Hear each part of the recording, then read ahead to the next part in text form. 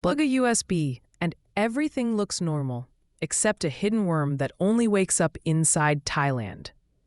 Imagine plugging a USB, and your files still look intact.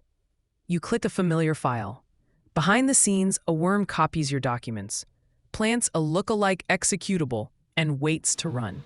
It won't spring on every machine. It checks the internet address and decides if the host is in Thailand. That geographic gate is the campaign's secret. In the next scene, we'll meet the group behind it and why they built that gate. Meet Mustang Panda, a long-running espionage crew active since 2012. Security teams know them by many names, but the tradecraft is consistent. They target governments, think tanks, telecoms, and NGOs across Asia. They favor spear-phishing, signed binaries, and sideloading to blend their code into trusted apps. Think of them as careful locksmiths who pick specific doors rather than blasting walls. Next, we'll sketch the new tools powering their latest Thai campaign. This campaign brings 3 names to the front: SnakeDisk, Yokai, and TONESHELL 89. SnakeDisk is a USB worm that spreads by copying files and dropping a decoy executable. Yokai is a reverse shell backdoor that gives operators remote command control. TONESHELL 8 and TONESHELL 9 are updated loaders with proxy smarts and parallel shells. Together, they form a modular chain that moves from phishing to persistent interactive access. Next, why pick Thailand as the narrow target? Why Thailand? The campaign's geofence suggests precise intelligence goals. Targets likely include Thai policy teams, telecom infrastructure, and diplomatic channels. Narrowing the blast radius reduces global noise and hides activity from broad monitoring. It also implies a sub-team focused on Thai affairs, not a generic spray campaign. That focus means defenders in and around Thailand must act differently than other regions. Next, we map the attack like falling dominoes, stage by stage. Think of this attack as a row of dominoes. The first tile is a tailored phishing email. The next tile is DLL sideloading using a trusted executable.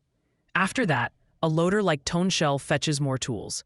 Then SnakeDisk watches for USBs and spreads. If the machine's public IP geolocates to Thailand, Yokai is dropped and a reverse shell opens. Each step deliberately supports the next. In the next scene, let's unpack the spear-phish that starts it all. Spear-phishing remains the entry point. Operators send carefully crafted emails with attachments or archive bundles. Lures mimic policy memos, partner invoices, or diplomatic briefs. The archive often contains a signed executable plus a malicious DLL in the same folder. A curious user opens the signed app, which then loads the Trojan DLL. It's social engineering married to a technical shortcut. Next, I'll show how DLL sideloading makes that shortcut so effective. DLL sideloading exploits Windows' predictable search order. A legitimate app will load a DLL from its local folder, if present. Attackers place a malicious DLL next to that signed binary. The trusted app then executes the Trojan code without raising obvious alarms. It's like sneaking a counterfeit key into a lockbox and letting the owner unlock it for you. Simple, stealthy, and hard to spot without inventory controls. Up next, what the new TONESHELL variants add to this mix. TONESHELL 8 and TONESHELL 9 bring practical upgrades. They speak through enterprise proxies, so their C2 looks like routine web traffic. Operators can open 2 reverse shells in parallel, improving resilience during hands-on operations.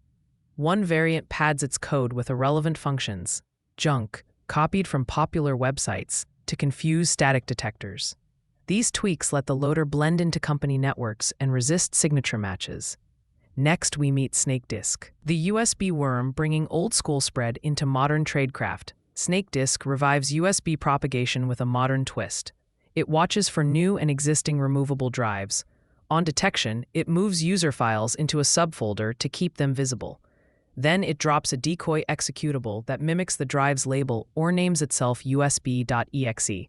When a victim clicks that decoy, SnakeDisk runs and restores the original files to avoid suspicion.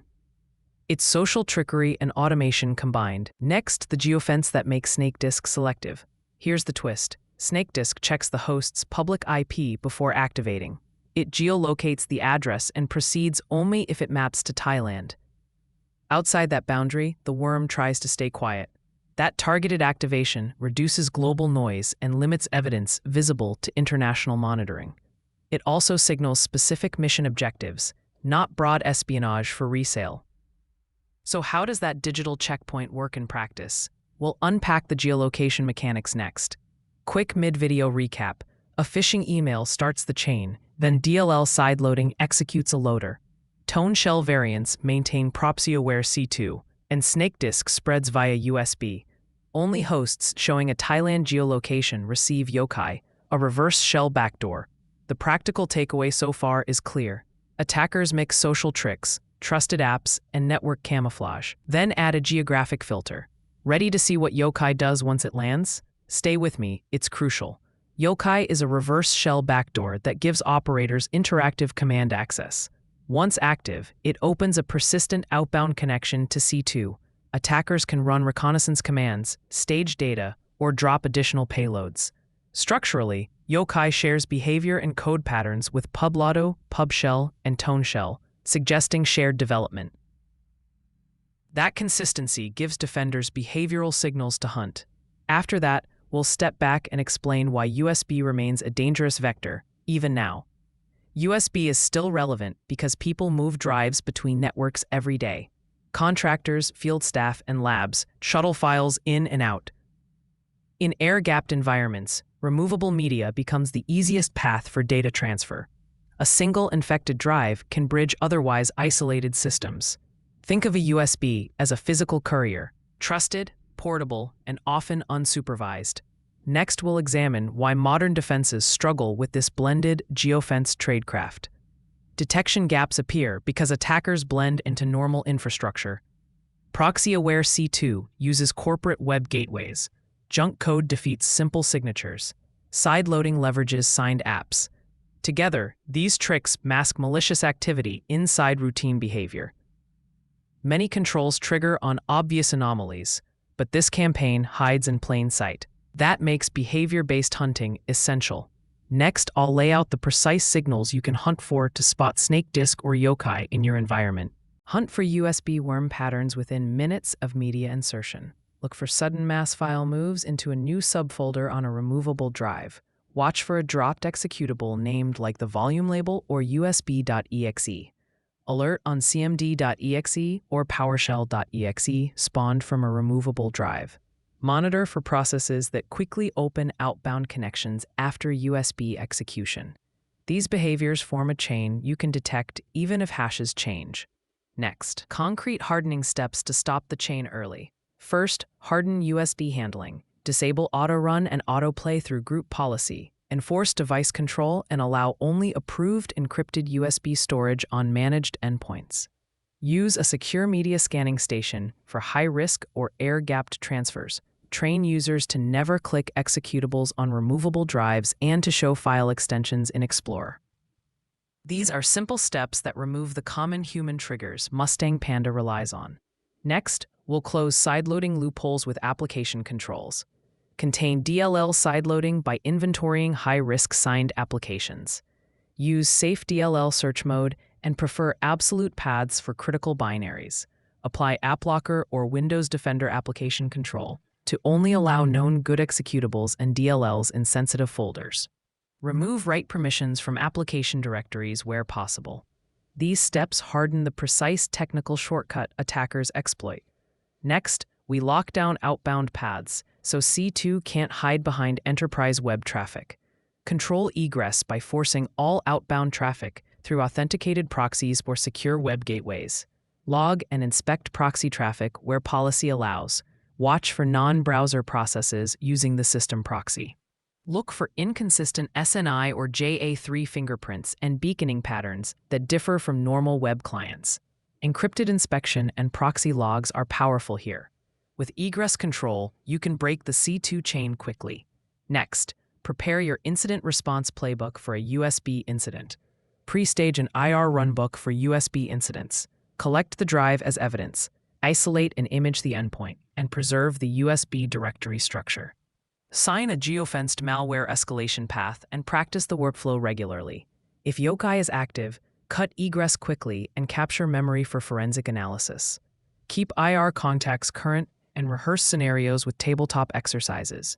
Prepared teams respond faster, reducing damage. Finally, we'll pull all these threads together into a short action checklist. Final checklist: disable auto-run, enforce device control, block unknown USB executables, lock down DLL search paths.